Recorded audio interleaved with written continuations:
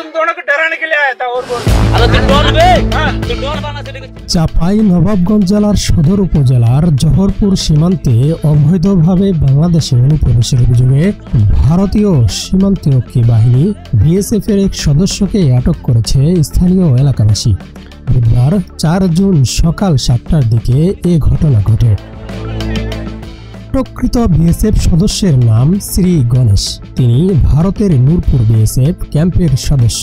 প্রত্যক্ষদর্শীদের বরাতে জানা গেছে সীমান্ত পিলার 19 এর কাছে বাংলাদেশি এক গরুর রাখালকে ধাওয়া করতে গিয়ে শ্রী গণেশ বাংলাদেশ ভূখণ্ডে ঢুকে পড়েন।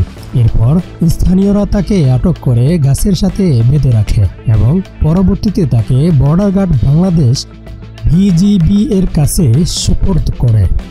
ঘটনার সত্যতা নিশ্চিত করেছেন নারায়ণপুর ইউনিয়ন পরিষদের প্যানেল চেয়ারম্যান বেনজির আহমেদ। তিনি জানান, আটক বিএসএফ সদস্য বর্তমানে 53 বিজিবি হেফাজতে রয়েছেন।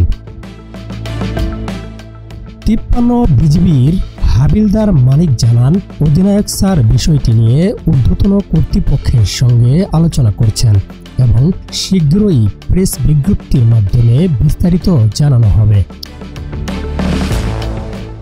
এর আগেও কয়েকটি অনুপ্রবেশ ঘটনার মধ্যে উল্লেখযোগ্য ছিল ঠাকুরগাঁয়ের পীরগঞ্জে বিএসএফ সদস্য আটক এবং বিজেপির হাতে অন্যায়ভাবে বাংলাদেশি কৃষক ধরে নিয়ে যাওয়ার সময় বিএসএফ সদস্যদের ধরা পড়া, যেখানে তারা ক্ষমা চেয়ে মুক্তি পান।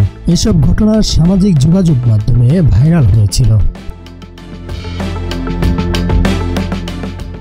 বর্তমান পরিস্থিতিতে সীমান্ত এলাকায় আবারও উত্তেজনা বিরাজ করছে।